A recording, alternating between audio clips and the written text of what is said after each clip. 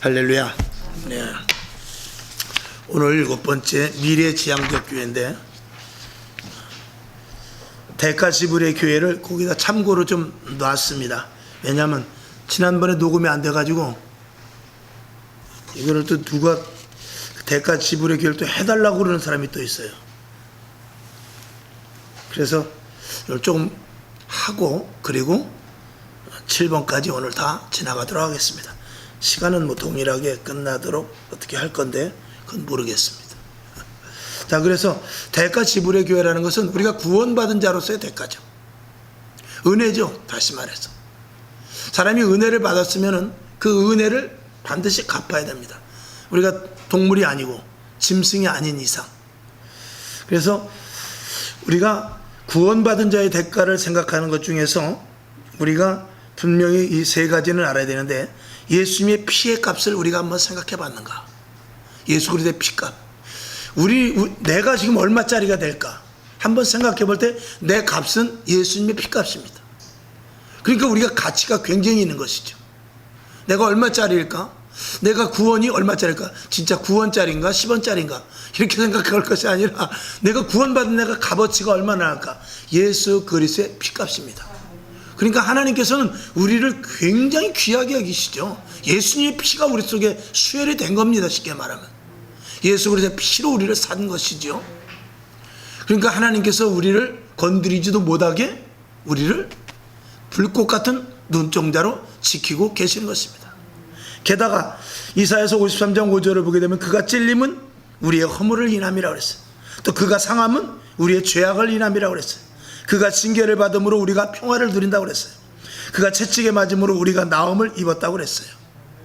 이것은 예수님께서 십자가를 못 박혀 죽으시고 그 피로 나를 산 것과 더불어서 예수 그리스도께서 우리의 그냥 사신 정도가 아니라 우리의 모든 질병과 고초와 또 우리에게 있는 여러 가지 모든 죄악상 모든 것들을 다 예수님께서 아예 담당까지 해버리셨다는 것이죠. 그 가치가 어마어마한 것이죠. 그래서 사도 바울은 이렇게 고백합니다. 로마서 14장 8절을 보면 우리가 살아도 주를 위하여 살고 죽어도 주를 위하여 죽나니 그러므로 사나 죽으나 우리가 주의 것이로다 라는 이 고백이 명백하게 나올 수밖에 없는 것이죠. 그 다음에 두 번째, 예수님의 고난의 무게를 한번 생각해 보는 것. 예수님께서 단순히 피를 흘린 것을 떠나서 십자가에 못 박혀 돌아가셨을 때 그 고통, 고난, 그 아픔. 마태복음 26장 39절을 보면은 내 아버지여 만일 할만하시거든 이 잔을 내게서 지나가게 하옵소서 그랬어요. 그러나 나의 원대로 마옵시고 아버지의 원대로 하옵소서. 이런 기도를 합니다. 땀방울이 핏방울이 되도록 기도를 하죠. 왜? 그 십자가를 져야 될 고난이 너무나 크기 때문에 그렇습니다. 우리가 당하는 어려움이 있죠. 우리도 살면서 정말 영문도 모르게 어려운 일이 다가올 수 있습니다만 주님께서 우리의 고통과 어려움을 다 아시고, 여러분 아팠던 사람이 병원에서 암 환자라든지 아니면 수술을 했다든지 그런 사람들이 병원에 가서 전도를 잘하더라고요. 나도 그렇게 아팠었는데 나도 다리 수술했는데 나 암 때문에 정말 나는 3기까지 가는데 죽다 살았어. 그러면 암 환자하고 소통이 됩니다. 예수님께서 십자가에 못 박혀 돌아가신 그 고난은 우리들에게 위로가 되는 것입니다. 우리는 또 그런 힘듦과 어려움을 가지고 세상 사람들에게 다가가서 예수님께서 십자가에 못 박혀 돌아가셨을 때 많은 고초와 고난을 당하셔서 그게 다 우리를 위함이야. 기도하면 치료해 주실 거야. 기도하면 해결해 주실 거야. 기도하면 문제가 해결될 거야. 이런 것들을 우리가 전달하고 또 우리도 그 자리에 있어야 될 줄로 믿습니다. 그래서 사도 바울 골로새서 1장 24절에서 이렇게 말합니다. 내가 이제 너희를 위하여 받는 괴로움을 기뻐하고 그리스도의 남은 고난을 그의 몸된 교회를 위하여 내 육체에 채우노라. 내가 교회를 위해서라면, 예수님의 몸된 교회를 위해서라면 내 육신이 찢겨져 나가도 감당하겠다 그 말이죠. 나도 예수님을 따라 십자가에 죽으라면 죽겠다, 그런 고백인 것입니다. 그 다음에 세 번째, 구원받은 자의 대가를 생각하는 데 있어 세 번째, 영원히 함께 하심에 대한 기쁨을 생각해 보았는가. 예수님의 십자가의 사건을 통해서 우리는 새 생명을 얻게 됩니다. 놀라운 일이죠. 그러면서 마태복음 28장 20절에 이렇게 약속하십니다. 내가 너희에게 분부한 모든 것을 가르쳐 지키게 하라. 볼지어다 내가 세상 끝날까지 너희와 항상 함께 있으리라. 이렇게 말씀을 하십니다. 시편 62편 2절에 다윗은 이런 고백을 합니다. 오직 저만 나의 반석이시요 나의 구원이시요 나의 산성이시니 내가 크게 요동치 아니하리로다. 이 고백이 저와 여러분에게도 분명히 있을 줄로 믿습니다. 왜? 우리는 하나님만 의지하고 또 하나님이 나를 돌보시며 우리는 영원한 하늘나라를 소유한 자이기 때문이죠. 그 다음에 두 번째, 대가 지불의 교회 두 번째, 이 땅에서의 승리의 대가를 생각하라. 우리는 승리한 자들입니다. 아멘. 우리는 승리한 자들이라는 것을 알아야 돼. 승리할 자가 아니라 승리한 자들입니다. 예수님께서 우리의 모든 것들을, 우리의 모든 죄도 담당하시고 음부의 권세 사망도 담당하시고 그리고 우리에게 권세와 능력도 이미 다 주셨어요. 그래서 십자가에 못 박혀 돌아가실 때 뭐라 그러냐면 다 이루었다 그랬어요. 자, 그래서 첫 번째로는 예수님의 권세 있는 이름으로 승리함을 생각해 보았는가. 예수님의 권세 있는 그 이름, 마태복음 16장 18절에 보면 또 내가 내게 이르노니 너는 베드로라. 내가 이 반석에 내 교회를 세우리니 음부의 권세가 이기지 못하리라. 교회는 음부의 권세가 이기지 못합니다. 그 음부의 권세가 이기지 못하는 교회에 몸된 예수님의 몸된 교회에 우리는 지체로 붙어 있습니다. 그러니 음부의 권세가 우리도 틈타지 못합니다. 할렐루야. 그 다음에 두 번째, 기도하면 이루어지시는 축복에 대해서 생각해 봤는가. 참 이것은 기가 막힌 복이죠. 이 땅에서 예수님께서 승리하셨기 때문에 우리는 기도하는 대로 이루어집니다. 이 땅의 모든 것들을 우리가 정복하고 다스리라고 그랬어요. 우리는 그런 권세와 권한이 주어진 자들입니다. 마귀는 우리에게 와서 후회하게 하고 불가능하게 하고 그리고 안 된다고 하고 그리고 자꾸 뒤로 처지게 하고 부정적인 생각을 계속 넣어줍니다. 네가 무엇을 해? 네가 무슨 지식이 있어? 네 주제, 이렇게 말하죠. 그러나 우리는 우리의 주제가 아닙니다. 나는 죽었습니다. 나는 죽고 내 안에 예수로 사는 삶입니다. 하나님은 내 안에 예수, 마귀는 내 안에 예수를 건드리지 못합니다. 우리는 그래서 예수의 피, 예수의 이름으로 명하노니 물러갈지어다. 내게 부정적인 생각이 생기고 안 될 것 같은 일이 생겼을 때 마귀가 가서 안 될 것 같은데, 틀릴 것 같은데, 그런 생각이 우리들에게 올 때 나사렛 예수의 이름으로 명하노니, 권세 있는 이름으로 명하노니, 승리의 예수의 이름으로 명하노니 부정적인 것은 물러갈지어다. 나는 할 수 있다. 하나님이 힘주시고 하나님이 함께 동행하여 어떤 일이든지 하고 이 땅에서 이미 그걸 약속하셨다. 이런 저와 여러분의 고백 속에서 모든 일들이 응답되는 줄로 믿습니다. 그것을 무엇으로 해야 되냐? 믿음으로 해야 됩니다. 그것을 믿는 믿음 안에서 해야 됩니다. 믿음이 없으면 믿음을 달라고 또 기도하십시오. 그러면 믿음을 주십니다. 하나님이 이왕에 예수 그리스도를 십자가에 못 박혀 돌아가게 하시고 그리고 우리를 구원하셔서 우리를 하나님의 자녀로 삼으셨는데 왜 구하는 것을 주시지 않겠습니까? 구하는 자에게 성령을 주신다고 그랬어요. 그러면 성령을 통하여 깨닫게 하시고 무엇을 구할지를 알게 해주신다는 것이죠. 그 다음에 이 땅에서 승리의 대가를 생각하는 세 번째, 하나님의 자녀의 위치를 생각해 봤는가. 하나님의 자녀의 위치, 그것을 베드로전서 2장 9절에서 세밀하게 말씀을 하고 있습니다. 오직 너희는 택하신 족속이요 왕같은 제사장이요 거룩한 나라랍니다. 우리 자체가 거룩한 나라라는 것입니다. 그의 소유된 백성이니 이는 너희를 어두운 데서 불러내어 그의 기이한 빛에 들어가게 하신 자의 아름다운 덕을 선전하게 하려 함이라. 예수 그리스도께서 우리를 기이한 방법으로 그리고 기이한 그 빛에, 생명의 빛에 들어가게 하신 것을 우리로 말미암아 선전하게 하심이래. 할렐루야. 저와 여러분, 우리가 하나님의 자녀의 위치라는 것을 절대로 놓치지 마시기를 주님의 이름으로 축원합니다. 그 다음에 대가 지불의 교회 세 번째, 성령의 내주의 대가를 생각하라. 이거 역시 얼마나 큰 축복인지 모릅니다. 만약에 이 땅에 성령님이 계시지 않고 그냥 단순하게 이 성경 한 것만 줬다면 우리는 이 말씀을 지킬 수 없습니다.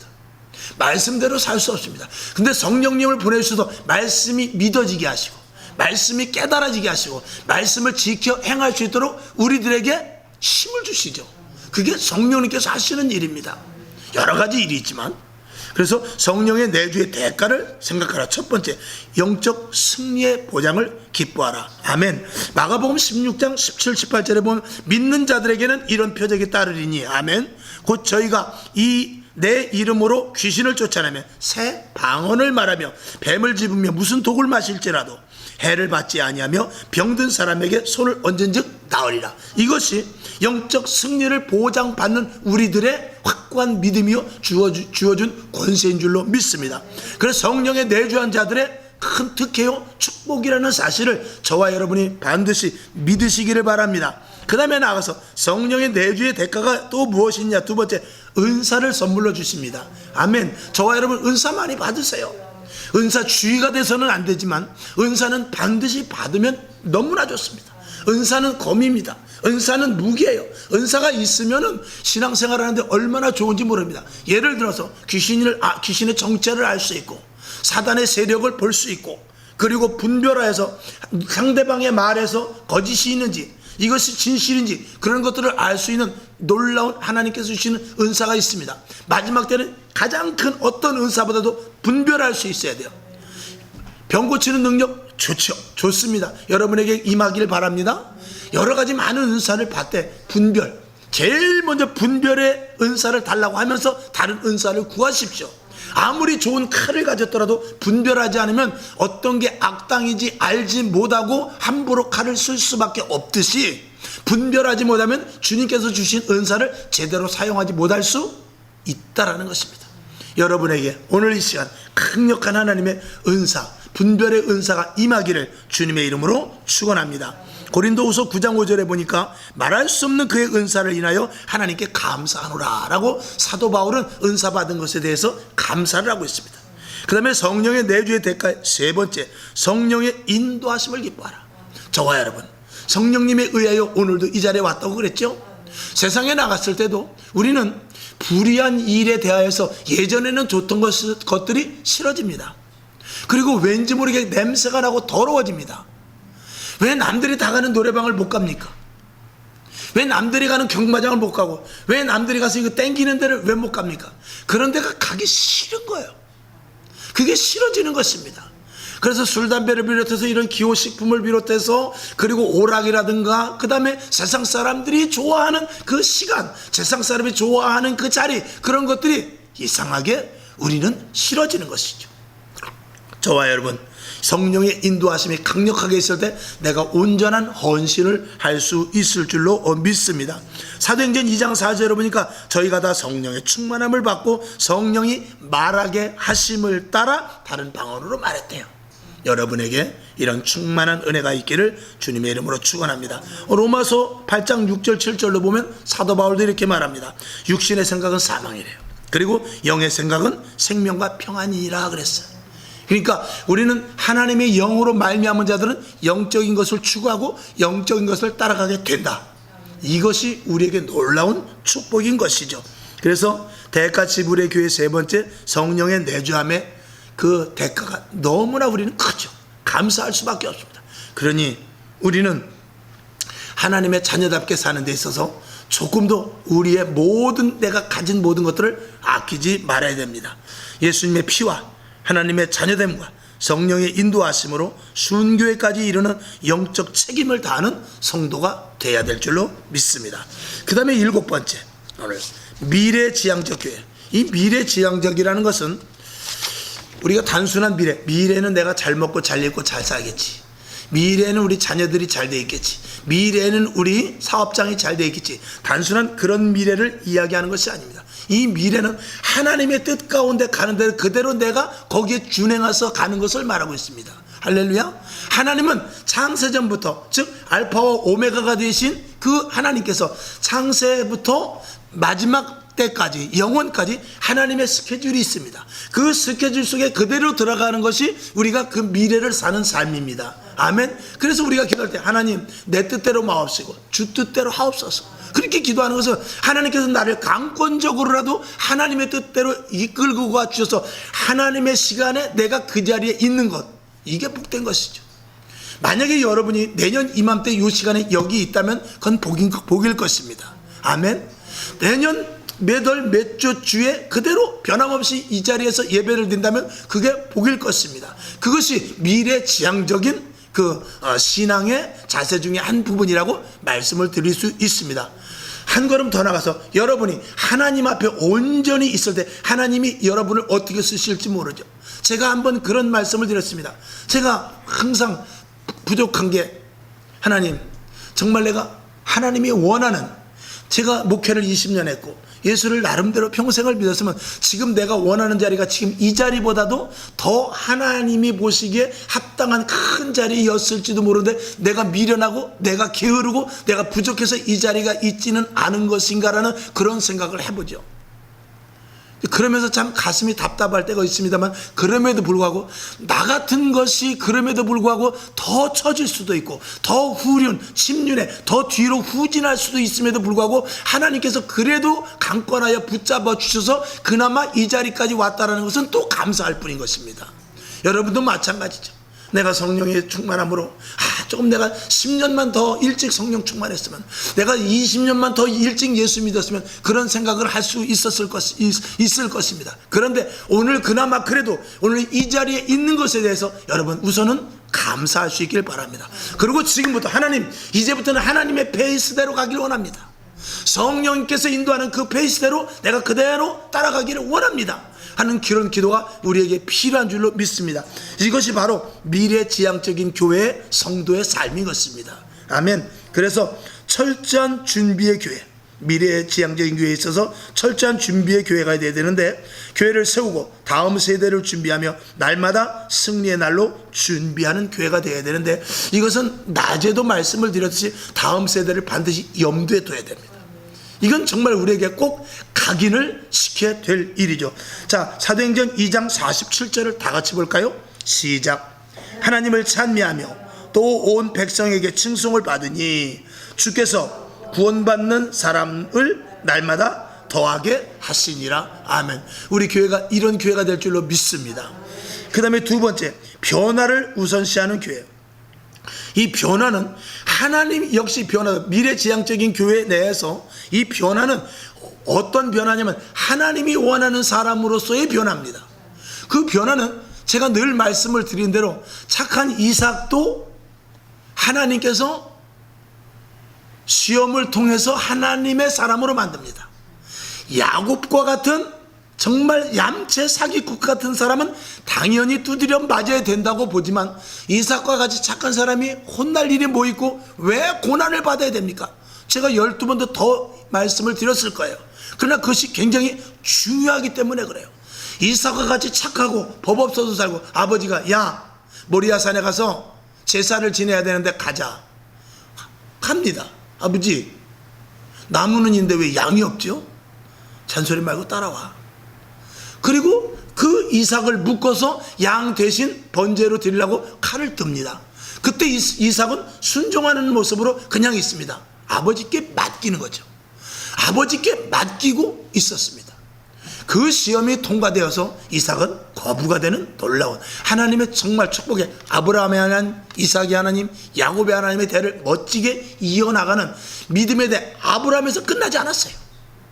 최소한 3대 이상 갔단 말입니다. 그 밑에 불순종한 자녀들이 있지만 하나님께서는 최소한 3대를 원했어요. 아브라함, 이삭, 야곱. 그러면은 3대만 하나님의 믿음을 철저하게 믿으면 그 후대는 또 그 돌연변이가 나온다 할지라도 그 후대는 이어나갈 수 있다 그 말이죠. 또 파생되는 자녀들을 통해서 이어나갈 수 있단 말이죠. 그래서 여러분에게 3대의 복이 있길 원합니다. 아멘. 3대의 복을 받으면은요, 그러면은 그 이후는 하나님께서 책임지십니다. 우리가 초대만 믿어도 2대는 벌써 다릅니다. 저희 어머니 신앙과 저 신앙이 다릅니다. 우리 어머니의 신앙은 가시밭길 신앙이에요. 제 신앙은 그래도 아스팔트 신앙입니다. 벌써 이게 틀리죠. 3대 지나면요 하나님께서 인도해 주십니다. 이건 분명한 역사죠. 오늘도 저와 여러분, 그래서 이 변화되는 데 있어서 하나님이 원하는 방식대로 가는 것. 그래서 이삭은 고난을 받지 않아도 돼요. 시험 테스트 안 해도 정말 착한 사람입니다. 하나님이 그냥 써도 돼요. 근데 그렇지 않습니다. 그를 하나님의 쓰시기 원하는 그릇으로 만들어 쓰십니다. 저 재련소에 가면은 아무리 깨끗한 그릇이라 할지라도 소용없어요. 다 재료소에 들어가서 거기서 그 공장장이 원하는 그릇으로 만들어 나가는 거예요. 내가 지금 이 밥주발 괜찮은데 소용없어요. 고물장사 갖고 와서 고물이 들어왔으면 일단 그 사람은 그 사람이 밥주발을 안 만들고 다른 숟가락을 만들려고 하면 밥주발이 됐든 요강이 됐든 소용없어요. 거기 다 들어가서 숟갈로 나와야 되는 거예요. 하나님이 원하는 사람이 되기 위해서는 우리의 착하고 선하고 의롭고 정이 많고 그다음에 사람이 진실하고 이거 상관없어요. 하나님이 원하는 방식 그 틀 속으로 들어가 봐야 돼요. 일본말로 그 가다 속에 들어가 버려야 돼요. 쌀이 들어가서 쌀이 가루가 돼가지고 반죽이 돼서 오늘은 떡장사 주인이 오늘은 가래떡을 만들어야 돼요. 그러면 죽으나서나 그는 가래떡 틀 안으로 들어가야 돼요. 그래갖고 내가 나 오늘 송편되고 싶은데 절편되고 싶은데 소용없어. 주인이 너는 오늘 가래떡이야. 그러면 가래떡 속으로 들어가는 거예요. 우리가 하나님 보시기에 하나님이 합당한 그릇으로 만들기 위하여서 우리를 부르셨으면 그 자리에 인도함을 받아야 돼요. 그게 바로 온전한 변화가 되는 것입니다. 사도 바울과 베드로 같은 사람 고기 잡아서 얼마든지 선교할 수 있죠. 근데 십자가를 거꾸로 치게 합니다. 사도 바울은 얼마든지 거기서 율법을 가르치면서 잘 선생으로 쓸 수 있지만 그는 로마에까지 가서 예수의 복음을 전하게 합니다. 이렇게 하나님께서는 착하고 올바르고를 떠나서 하나님이 쓰시고자 하는 그릇으로 만들어 나간다는 것이죠. 그래서 우리가 여기 밑에 보면 교회를 바르게 세우면 사람이 변화가 됩니다. 그리고 사람들이 변화되면 교회는 바로 서게 됩니다. 이것은 분명한 원리죠. 여러분, 우리가 하나님이 기뻐하시는 교회로 초대교회 같이 우리가 성령 충만하고 기도 최선을 다하고 우리도 은사 받고 기적이 나타나고 그런 교회가 되기 위해서 내가 힘을 다해야 되겠다고 하면은 우리 자신이 저절로 하나님의 자녀답게 되고, 그리고 그렇게 자녀다운 성도들이 있을 때 교회는 저절로 초대교회와 같이 바른 교회가 이게 계속 순환이 되면서 된다 그 말이죠. 거기서 어느 쪽이든지 먼저 틀어져 버리면은 둘 다 안 되는 것입니다. 교회도 안 되고 성도도 안 되는 것입니다. 하나님은 좀 더 나아지고 진보되는 정도가 아니라 완전한 변화를 원하고 계십니다. 자, 그러면서 변화를 우선시하는 교회 첫 번째, 성령의 사람으로 변화되길 원합니다. 아멘. 자, 사도행전 3장 6절을 볼까요? 시작. 베드로가 가로되 은과 금은 내게 없거니와 내게 있는 것으로 내게 주노니 곧 나사렛 예수 이름으로 일어나 걸으라 하고. 아멘. 성령의 사람이 돼서 180도 달라졌죠. 겁쟁이 베드로였습니다. 그러나 180도 달라졌다는 것이죠. 저와 여러분도 변화되는 데 있어서 첫 번째, 성령의 사람으로 변화해야 될 줄 믿습니다. 그 다음에 두 번째, 어떻게 변화해야 되느냐? 세상과 사단을 이기는 성도들로 변화해야 될 줄로 믿습니다. 사도행전 4장 19절 시작. 베드로와 요한이 대답하여 가로되 하나님 앞에서 너희 말 듣는 것이 하나님 말씀 듣는 것보다 옳은가 판단하라. 20절. 우리는 보고 들은 것을 말하지 아니할 수 없다 하니. 세상의 정권자들, 집권자들, 그리고 세상의 어떤 유혹도 능히 이기는 그런 사도들이 됐습니다. 여러분, 이렇게 변화될 수 있기를 주님의 이름으로 축원합니다. 그 다음에 세 번째, 순교의 자리까지 갈 수 있는 성도들로 변화될 수 있기를 주님의 이름으로 축원합니다. 사도행전 7장 59, 60 시작. 저희가 돌로 스데반을 치니 스데반이 부르짖어 가로되 주 예수여 내 영혼을 받으시옵소서 하고 무릎을 꿇고 크게 불러 가로되 주여 이 죄를 저들에게 돌리지 마옵소서 이 말을 하고 자니라 그랬습니다. 스데반의 순교는, 스데반이 순교할 때 모습은 흡사 누구와 똑같습니까? 예수님과 비슷해요. 저들의 죄를 저들에게 돌리지 말라는 겁니다. 야, 어떻게 죽어가면서 그럴 수 있습니까? 하나님 나를 꼭 천국에 가게 해주십시오. 나 정말 이렇게 지금 순교합니다. 그런 게 아니었어요. 떳떳하게 그는 분명한 확신과 그는 분명한 하늘나라에서 하나님께서 나를 보고 계시는 것을 알기 때문에 하나님 저들이 몰라서 그러니까 저들의 죄를 저들에게 돌리지 마시고 용서하여 주옵소서 이렇게 기도를 한 것이죠. 여러분, 이런 정말 초월적인 기도를 할 수 있는 변화에까지 이를 수 있기를 주님의 이름으로 축원합니다. 그 다음에 미래지향적인 교회 세 번째, 지속적으로 잠재력을 키우는 교회. 지속적인 잠재력을 키우는 데에서 첫 번째, 끊임없는 기도와 말씀 사역. 당연하죠. 이거 제가 할 일이지만 여러분들도 함께 해야 될 일입니다. 여기서 끊임없는 기도와 말씀 사역은 교회가 교회됨, 할렐루야, 교회가 교회됨이 돼야 되고, 그 다음에 뒤에 써있는 대로 완전한 성령의 인도하심을 받아야 되기 때문에 그렇습니다. 교회는 주님 오시는 그날까지 성령님 놓치면 안 됩니다. 이곳에서 성령의 불이 꺼지면 안 됩니다. 성령과 관계없는 목회, 성령과 관계없는 성도가 되면 큰일 나는 것입니다. 그거는 우리가 실컷 예수 믿고 하나님과 관계없는 사람이 됩니다. 이것보다 억울한 건 없죠. 자, 모판에서 잘 자라는데 그것이 쭉정이었다, 그리고 가라지였다, 그러면 곤란해지는 것입니다. 시간 들여, 돈 들여, 그 다음에 또 헌신해. 그랬는데 하나님 보시기에 쭉정이야, 염소야, 왼편의 선자야, 들림 못 받는 자야. 이렇게 되면 좀 억울하지 않겠습니까? 예수 실컷 믿고 만약에 지옥 간다, 이것과 같이 억울할 수는 없는 것이죠. 여러분, 여러분의 땀 하나, 여러분의 손길 하나, 여러분의 헌신 하나가 하나님 앞에 다 상급으로 열매 맺을 수 있기를 주님의 이름으로 축원합니다. 그 다음에 두 번째, 지속적인 잠재력을 키워야 되기 위해서 복음 전도를 위한 체질화가 되죠. 그래서 오늘도 뭐 이렇게, 오늘은 전도지가 없어서 전도 못했습니다만, 우리가 매일 전도하고 이런 것들은 이제 복음의 생활하다 이렇게 써놨는데, 우리는 내 한 뼘의 얼굴이 전도지가 돼야 돼요. 한 뼘의 말, 생각, 계획, 누구를 만나든지 나를 보면 예수의 향기가 흘러야 돼요. 나를 볼 때 재수없어 이러면 우리는 이미 교회 다니는 거 포기해야 됩니다. 근데 우리는 나를 딱 봤을 때 어머 웬일이야, 이렇게 반갑게 짜장면 먹으러 갈까, 이 정도 되면은 성공하지. 아니야, 내가 돈 낼게, 이 정도 되면은 된다, 이 말씀입니다. 그래서 복음의 생활이라는 것은 우리 전체가 내가 할 수 있는 것, 아까 낮에 말씀을 드린 대로 우리가 나아가서 전도지를 들고 사람을 만날 수도 있고, 또 집집마다 사람을 만날 수도 있지만, 우리가 식당에 가서 정말 깨끗하게 반찬을 비우고 정말 이렇게 남은 것 없이 깨끗하게 먹는 그런 작은 것조차도 전도란 말입니다. 조금 짜증내지, 머리카락 하나 나와도 머리카락 나왔네요, 괜찮습니다. 그냥 그런 넘어가는 이런 일들 꼬치꼬치 따지지 말고, 그런 것들이 다 복음의 생활화인 것입니다.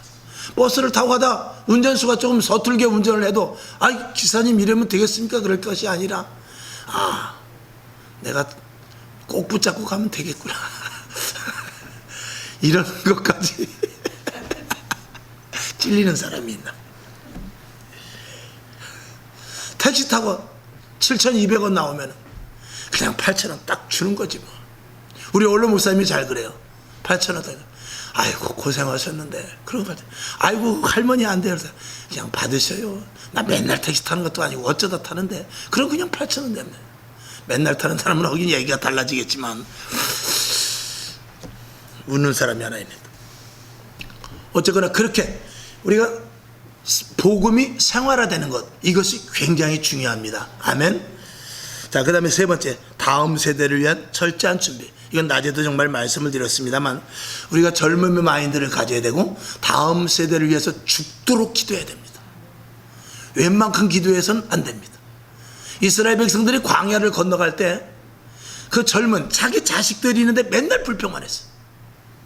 자기 자식들이 옆에 있는데 매일 불평만 해요. 그러니까 하나님께서 그들을 치기 시작하는데, 그들이 가나안 땅에 들어가지 못하고 20세 이하의 자녀들과 거기서 태어난 애들만 들어갔거든요. 그러니까 걔네들은 광야에 나와서 뭐만 하냐면 맨날 장사만 지낸 거예요. 가나안 땅에 들어가서 계속 장사만 지내는 거예요. 그런 일들을 하면 되겠습니까? 자녀들에게 불평하지 말아라, 하나님만 믿어야 된다, 오직 예수 그리스도가 축복이 단다, 이 땅에서 믿을 것은 예수밖에 없단다, 우리가 하나님을 안다는 것이 가장 최고의 지식이란다, 이런 것들을 항상 염두에 두면서 자녀들에게 됐어요 그래도 계속 이야기를 해야 돼요. 여러분, 거짓말이 진짜 되는 건 어떻게 하면 거짓말이 진짜 됩니까? 3번 이상만 얘기하면 돼요.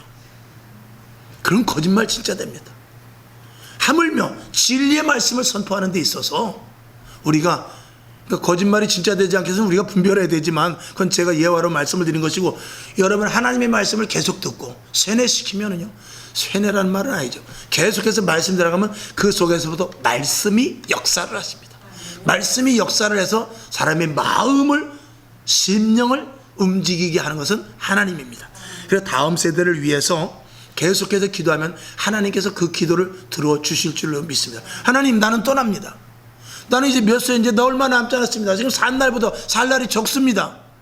그러니 다음 세대 이 교회를 누가 채울 것입니까? 다음 세대 하나님 책임져 주시옵시고 간절히 기도하고 제가 그들에게 정말 예수 복음을 전할 테니까 하나님 역사해 주옵소서. 그러면 하나님이 가만히 계시겠습니까? 하나님이 어떻게 해서든지 강권적으로라도 끌어다라도 놓겠죠. 단 우리가 입을 벌리지 않으면 안 됩니다. 우리가 무관심하면 안 됩니다. 내 새끼는 안 되겠다 그러면 안 되는 거예요. 내 자녀, 하나님의 자녀로 이어나간다. 아브라함의 하나님, 이삭의 하나님, 야곱의 하나님, 대를 이어나간다. 이런 확고한 우리 사명을 가져야 될 줄로 믿습니다. 아멘. 그래서 미래지향적인 교회를 세우기 위해서는 반드시 개선되고 고쳐야 될 부분을 과감히 실행해야 됩니다. 우리 교회도 스스로 고쳐야 될 부분이 있다면, 또 서로 보면서 고쳐야 될 부분이 있다면 직설적으로 말할 수 없으면 간접적으로라도 이야기하고, 또 듣는 귀가 열려서 아, 저거 나한테 간접적으로 하는 것이구나 그러면서 시험 들지 말고 그 말을 잘 준행해 나가면 교회가 든든한 교회가 될 줄로 믿습니다. 시간이 지나도 하나님의 시간을 따라가지 못하면 교회는 침식돼 버리고 말 것입니다. 골로새서 3장 10절을 봅니다. 시작. 새 사람을 입었으니 이는 자기를 창조하신 자의 형상을 쫓아 지식에까지 새롭게 하심을 받는 자로다. 이게 바로 미래지향적인 교회 성도들의 모습입니다. 저와 여러분, 하나님의 지식에까지 이르기를 바랍니다. 하나님이 원하는 자리까지 가기를 원합니다. 하나님의 계획 속에 철저하게 들어가 있을 수 있기를 주님의 이름으로 축원합니다. 변혁된 미래지향적 성도와 교회라는 뜻은 철저히 그리스도와 연합되고 하나님의 마음에 합한 자가 되며 성령의 인도하심을 따르는 것을 말한다. 할렐루야. 아멘. 기도합니다. 아버지 하나님 감사합니다. 미래지향적인 교회, 오늘 이렇게 말씀을 나눌 때 하나님께서 들을 귀가 있게 하시고 부족한 종이 어눌한 입술로 다 전하지 못합니다. 하나님 깨닫는 바가 있게 하시고 마치 씨앗을 던질 것 같이 말씀이 선포됩니다. 그 씨앗 속에는 이파리도 있고 줄기도 있고 꽃도 있고 열매도 있습니다. 씨앗 속에, 작은 씨앗 속에 다 있고 그것을 틔울 수 있는 믿음의 옥토의 밭이, 그런 심령이 다 되게 하여 주시옵소서. 예수님의 이름으로 축복하며 기도합니다. 아멘. 주기도문하고, 하나님, 변혁적 교회가 되기 위해서 7가지를 배웠습니다. 그대로 우리가 생각나게 하시고 필요할 때마다 생각나고 그대로 행할 수 있게 하옵소서. 특별히 오늘 미래지향적인 교회, 하나님의 뜻에 따르는 자 되기를 원합니다 하고 기도하고 일어나시기를 바랍니다.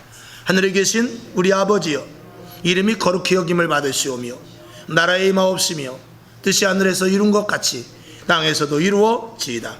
오늘날 우리에게 일용할 양식을 주옵시고 우리가 우리에게 죄진 자를 사하여 준 것 같이 우리 죄를 사하여 주옵시고 우리를 시험에 들게 하지 마옵시고 다만 악에서 구하옵소서. 대개 나라와 권세와 영광이 아버지께 영원히 있사옵나이다. 아멘. 하나님 영광 받으시고 변혁적 교회, 7가지 교회